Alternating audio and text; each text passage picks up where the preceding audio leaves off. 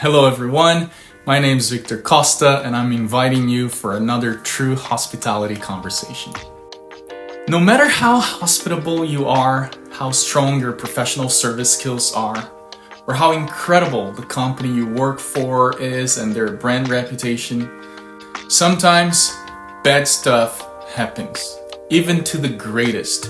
And I'm here thinking about the Ritz-Carlton Hotel, the Four Seasons, about Grande Hotel Senac, the amazing school hotels that I worked for many years in Brazil. Sometimes things go south and your guests end up experiencing a service failure. But I want to take the opportunity of this recent total solar eclipse that we had in North America last April 8th and make a quick service analogy, inviting you for a conversation about true hospitality and how we can eclipse the negativity of any service failure. What makes those hotels and the professionals who work for them to stand out in the crowd is their understanding that resigning themselves to moments of failure risks creating not only dissatisfied guests, but also those brand terrorists who may ruin their reputation.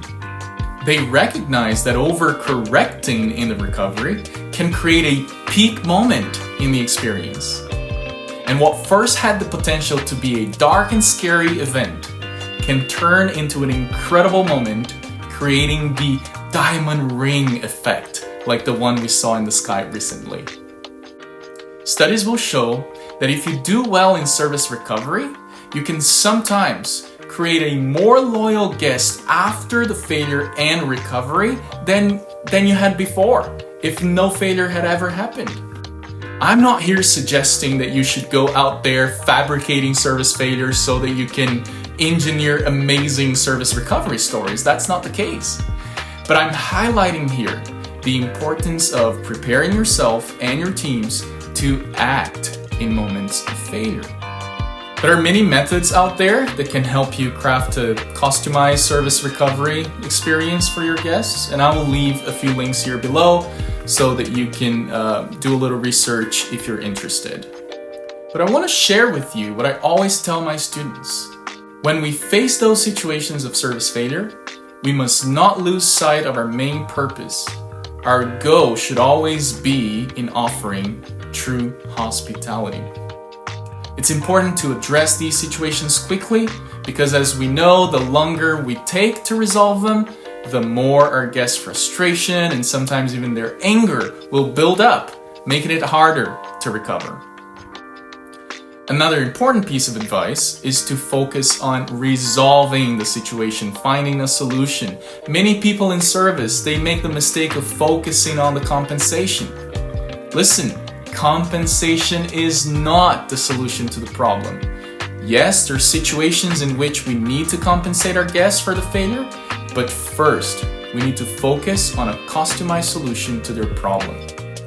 To offer you a simple example, if your guests are complaining about the quality of service that they received in your restaurant, say for example, their dessert order is taking so long and they are not willing to wait anymore. What is the real problem here? Their problem is not that they don't have money to pay their bill. So why would we simply go and offer a discount or say, oh, you know what, sir, it's on the house today? That doesn't make any sense. It's not fixing that problem. First, we need to resolve the situation with a customized solution. Then we consider the best way to compensate, if and when necessary. The problem seems to be that many managers and service providers out there, they're focused so much on the mechanics of the experience or the mechanics of recovery. How do I fix this situation? Or how do I avoid a social media disaster? When in reality, they should remember that in hospitality, it's not about themselves. So our focus in hospitality should not be on minimizing complaints, but rather on something along the lines of this. In light of the service failure circumstances, how can I not only fix the problem, but most importantly, how can I make my guest feel special? Another common mistake is to put your initial focus and all your energy on finding the responsible party for the service failure. Now listen, diagnosing the causes of failure is indeed important, but it should not be your immediate priority. If you do this, you can even start creating a culture of blame within your team, which is not what you want. Not to mention that sometimes the guests are the only one responsible for their own frustrations. So in those cases, what are you going to do? Simply ignore their frustration because it's not your fault? Remember, it's not about yourself. So let me share a little story with you that may illustrate this. And what I love about this story is that it happened with a company that I worked for, Emirates Airlines.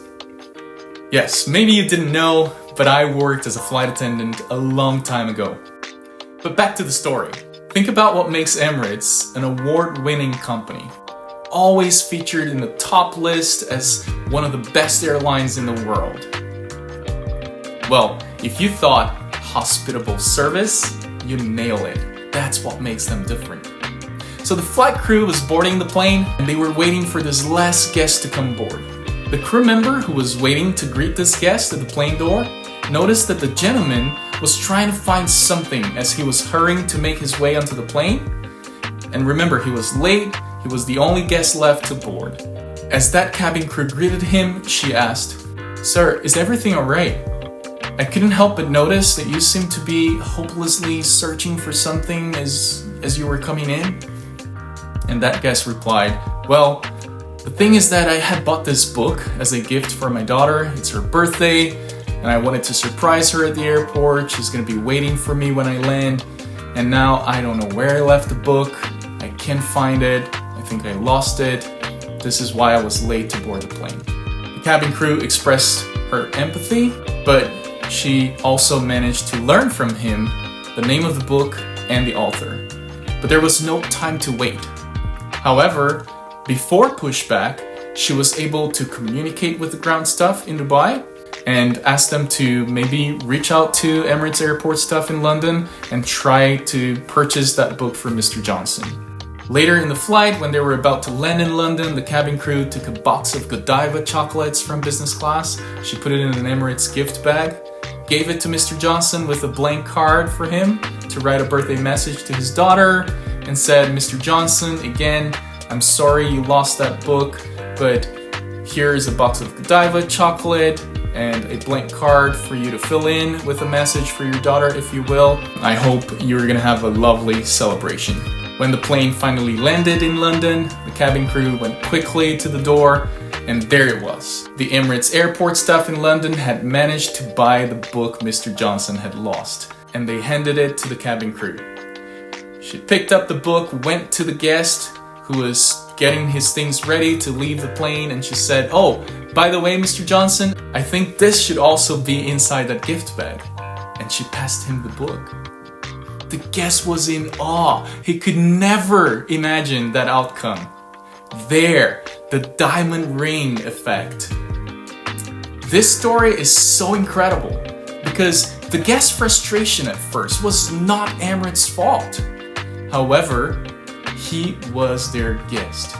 And it doesn't matter whose fault it is. If my guest is not happy, I need to do something to fix it and to make them feel special. So my counsel to you is that you would embrace this same kind of approach that this Emirates cabin crew had, focusing not just on the mechanics of the experience you're delivering, but on how you can practice true hospitality and make your guest feel special. It's the diamond ring. It makes all the difference. And what about you? Do you have any amazing service recovery stories that you could share with us? If you do, please write them in the comments below here. And if you like this content, don't forget to hit the like button and subscribe to the channel. Until next time, keep practicing true hospitality.